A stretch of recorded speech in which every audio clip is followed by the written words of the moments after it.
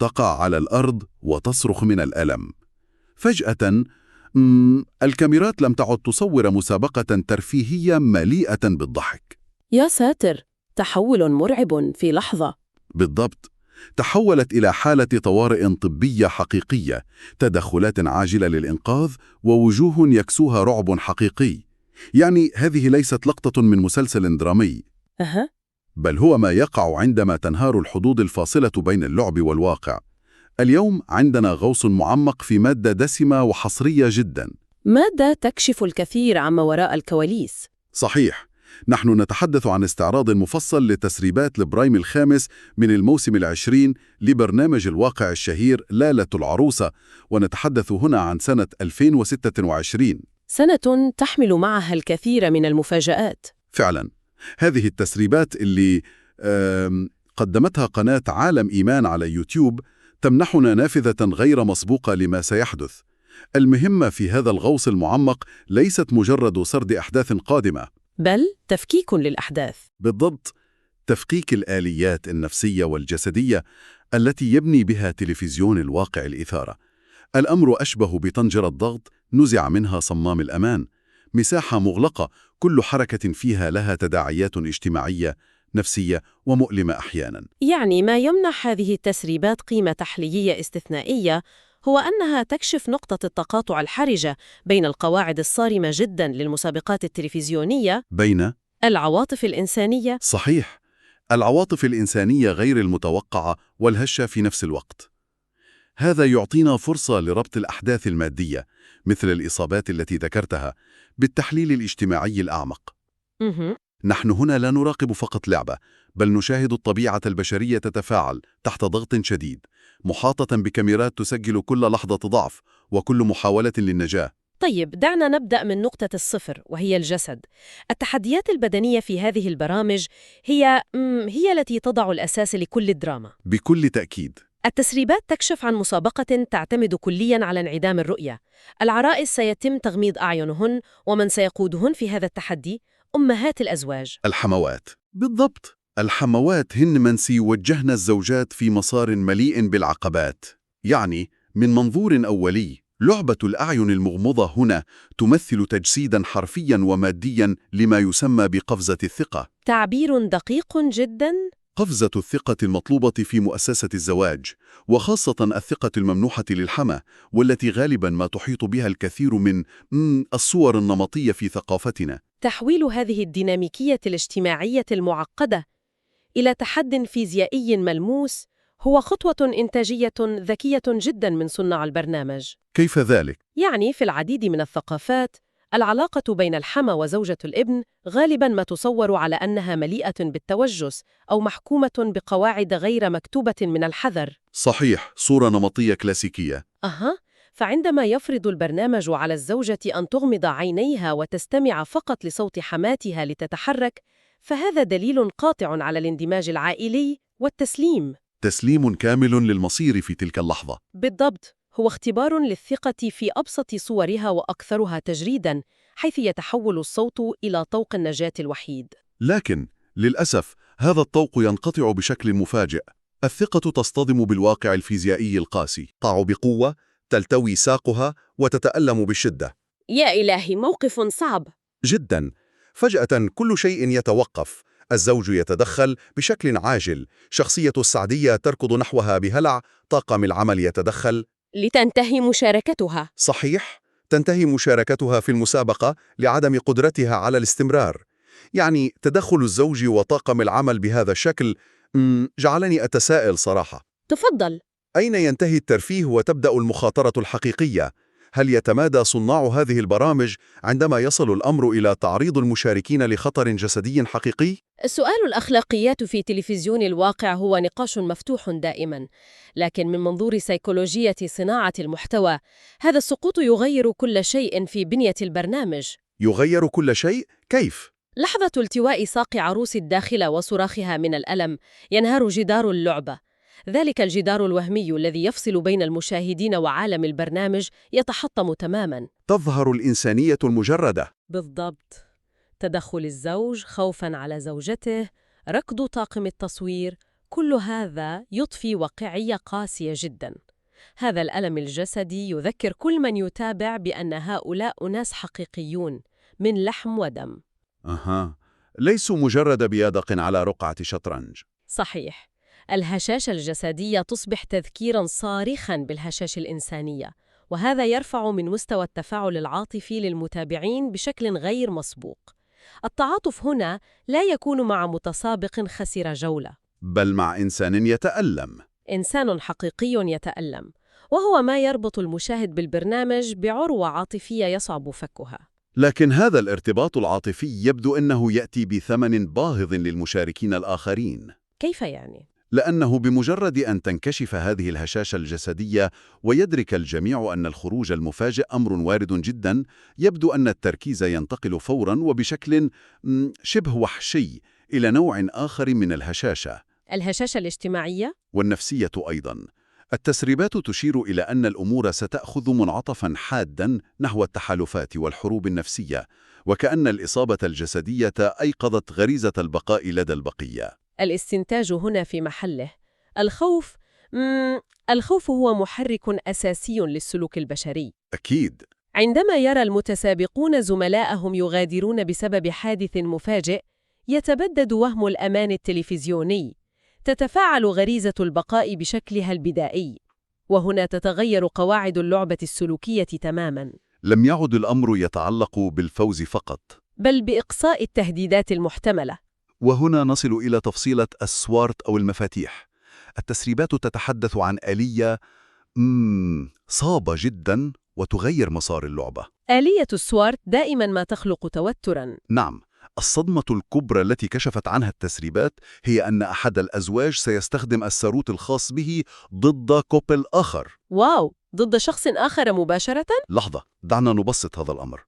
المعتاد هو أن تحصل على مفتاح أو امتياز لتستخدمه لمصلحتك الشخصية، لتسهيل مهمتك. صحيح، هذه هي النسخة الكلاسيكية. لكن أن يضحي المتسابق بفائدة مباشرة لنفسه أو يستخدم أداة اللعبة فقط لضمان تدمير فرصة خصمه، هذا مستوى آخر. مستوى مختلف تماماً.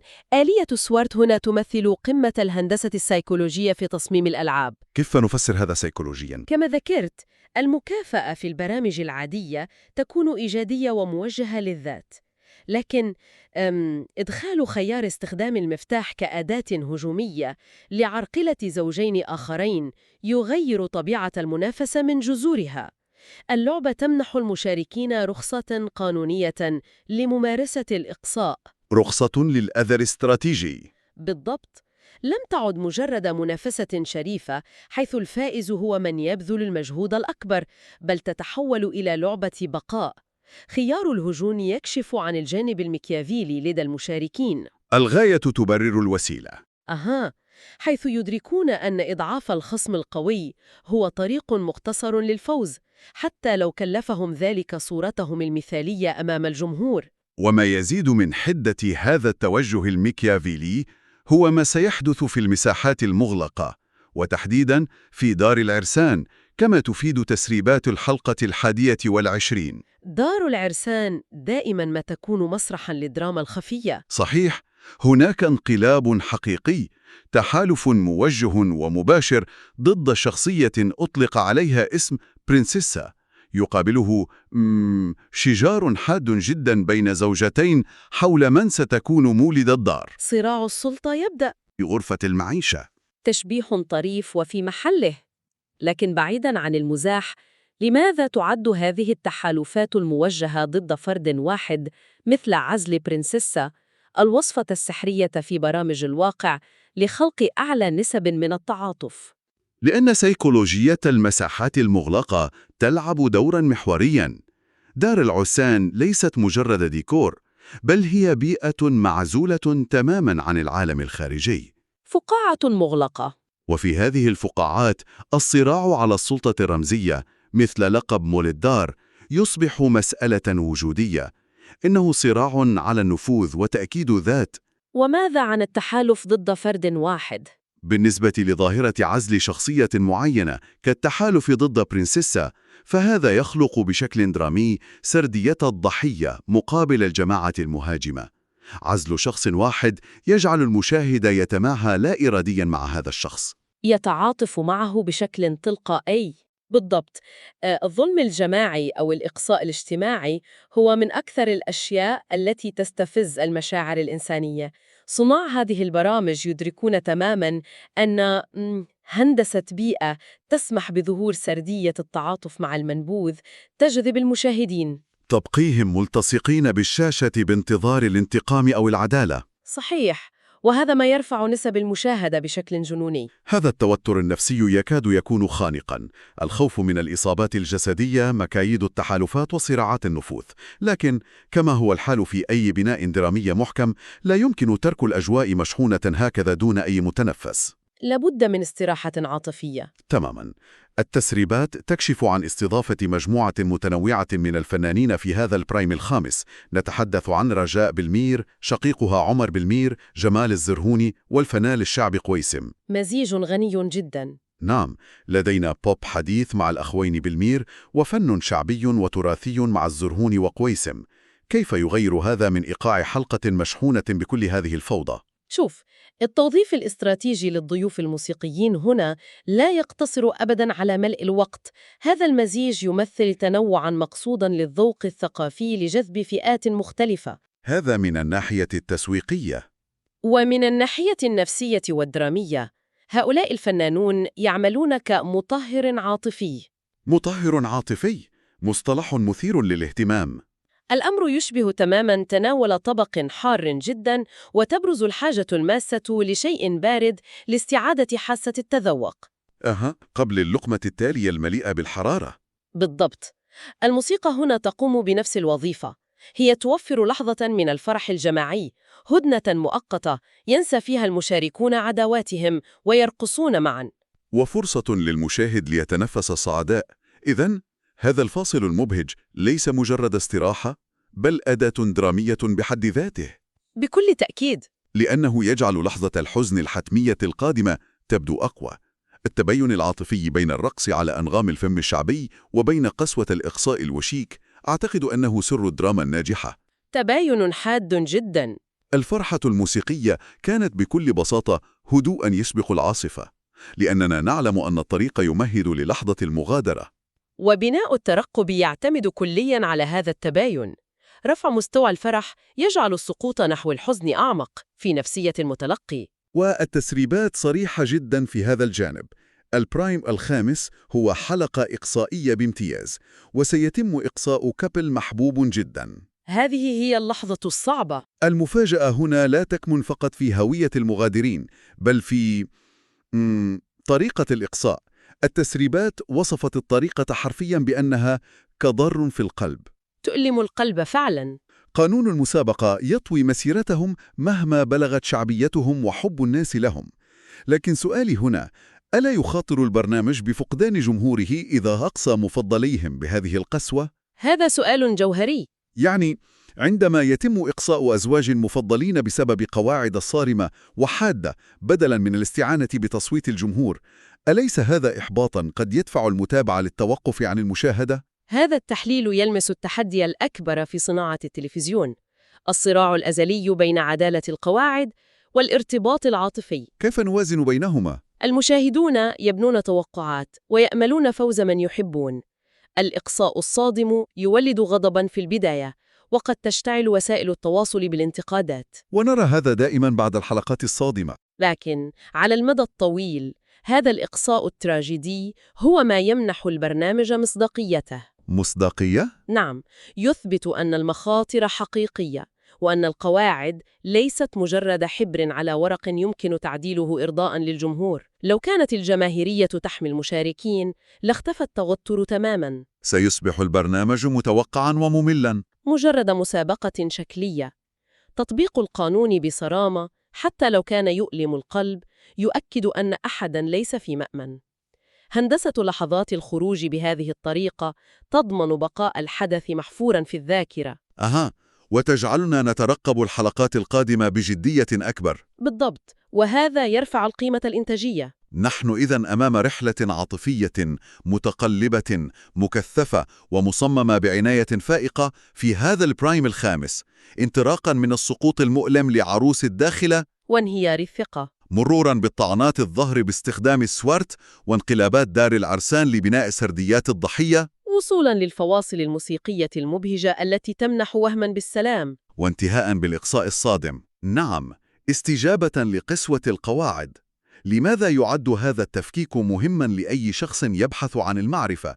لأنه يبرهن على أن برامج الواقع هي في الحقيقة مختبرات اجتماعية مصغرة تعكس ديناميكيات العالم الحقيقي بشكل مكثف. دراسة هذه الديناميكيات توضح لنا الكثير عن أنفسنا. كيف نبني الثقة؟ كيف نمنحها؟ وكيف نسحبها؟ وكيف يظهر الطموح الأعمى؟ صحيح، عندما تلوح فرصة للنجاة على حساب الآخرين، وكيف نجبر على الامتثال للقوانين الصارمة حتى لو تعارضت مع مشاعرنا. هذا العمق هو ما يضمن استمرارية هذا المحتوى. وهو ما يقودنا إلى تساؤل عميق نختم به تحليلنا اليوم. الفكرة الاستفزازية التي تبرز هنا هي: إذا كان الاختبار الحقيقي لأي علاقة إنسانية هو كيفية تعامل الأفراد مع الشدائد المفاجئة، مثل إصابة جسدية أو خيانة غير متوقعة، فهل هذه البيئة المصطنعة لبرامج الواقع المحاطة بالكاميرات والضغط المستمر تخرج للعلن أصدق ردود الأفعال الإنسانية وأكثرها شفافية؟ أم أنها ببساطة تقوم ببرمجتها وصناعتها ودفع المشاركين نحو أقصى درجات الدراما لضمان استمرارنا في المتابعة؟ سؤال يترك الكثير للتأمل. أعتقد أنه حان الوقت للتفكير فيما نشاهده حقاً على الشاشة. Hi everyone, please support the Ashwalk channel by subscribing today.